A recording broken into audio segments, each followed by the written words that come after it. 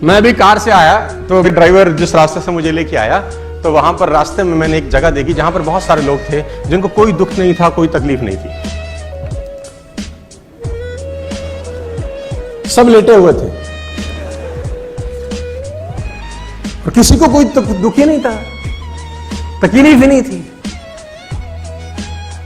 वो एक्चुअली एक ईसाइयों का कब्रिस्तान था।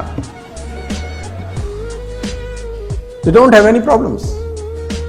और आप भी चाहते हैं कि आपकी दुख तकलीफ दूर हो जाए। अब कितने लोग चाहते हैं उनकी दुख तकलीफ दूर हो जाए? हाथ कैसे रैपिड नीचे गए सबके ना यार। Problems are a sign of life my dear friends. Problems are the sign of life. जब तक हम जिंदा रहेंगे तब तक समस्या रहेगी।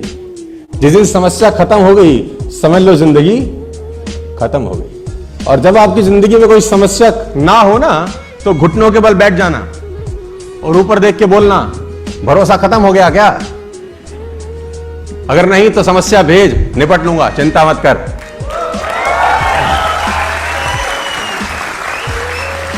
आपकी समस्या मैं खत्म कर दूं, कर सकता हूं, तरीका है। वो लेटा है, उसको मार, उसको कोई तकलीफ नहीं, उसके नाक में घुसंड मार, घूसा मार, दबा दे, तकलीफ होगी उसको। वो लेटा है, कह रहा तू करे जा। तकलीफ हो गई उसी को जिसकी जिंदगी में कुछ ना कुछ चल रहा है। ट्रेनिंग का बहुत जरूरत है सर, बहुत ज्यादा जरूरत है। और जैसे कहते हैं ना कि वो जो कोयला रहता है वो अंगीठी के अंदर गर्म रहता है। कोयला अंगीठी में गर्म रहता है, जैसे अंगीठी से बाहर निकलेगा ठंडा हो जाएगा। ऐसा समझो कि बहुत सर्दी पड़ रहा है, कहीं बहुत सर्दी पड़ रहा है और आप किसी रूम में हो, बाहर है -12 डिग्री, -14 डिग्री, -15 डिग्री टेम्परेचर, अंदर अलाव जल रहा है। अलाव समझते हैं आप लोग? आग जल रही है, बॉन फायर जला रखा है आपने, उसमें लकड़ी डाल रखी है अंदर और -15 डिग्री बाहर है। आप अलाव के पास बैठे हैं, आपको सर्दी लगेगी कि नहीं लगेगी? नहीं लगेगी ना। जैसे जैसे अलाव से दूर होते जाएंगे सर्दी लगना महसूस होता जाएगा कि नहीं होता जाएगा?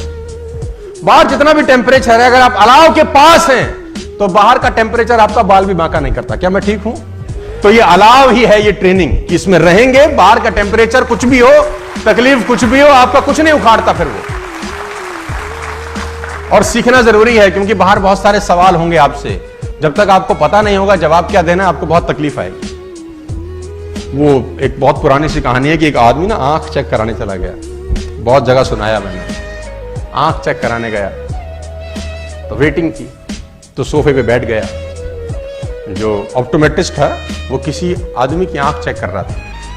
तो उनके पास एक चश्मा सा रहता है ना, जो खाली रहता है अंदर। तो उसने उस आदमी को चश्मा लगाया और उसमें एक शीशा डाला। अब दिख रहा है तुझे? तो बोला ना। तो उसने बोला शीशा निकाल के दूसरा डाला। बोला अब तुझको दिखता है? तो बोला नहीं, थोड़ा थोड़ा दिखना शुरू हो गया। अब ये बाहर बैठ के ऑब्जर्व कर रहा है उसको। फिर उसने तीसरा डाला। बोला अब, कह रहा अब थोड़ा सा साफ हुआ है।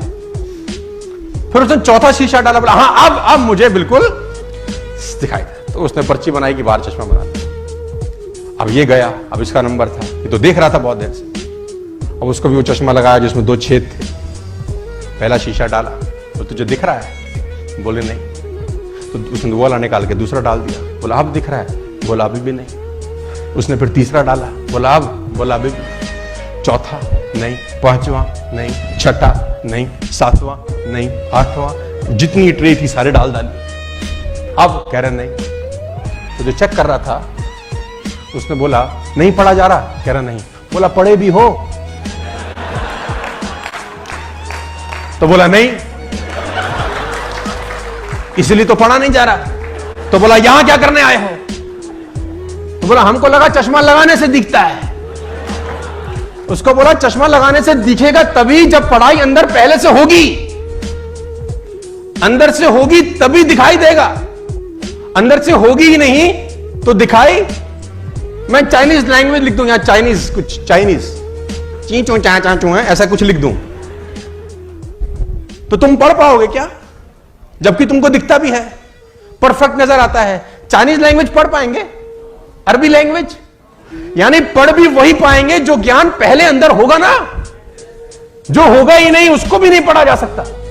बाहर बहुत सारे सवालों के जवाब तुम्हारा इंतजार कर रहे हैं, लोग तोपियां लेके खड़े हैं बाहर और चड्डी में बम लगाने वाले हैं तुम्हारी।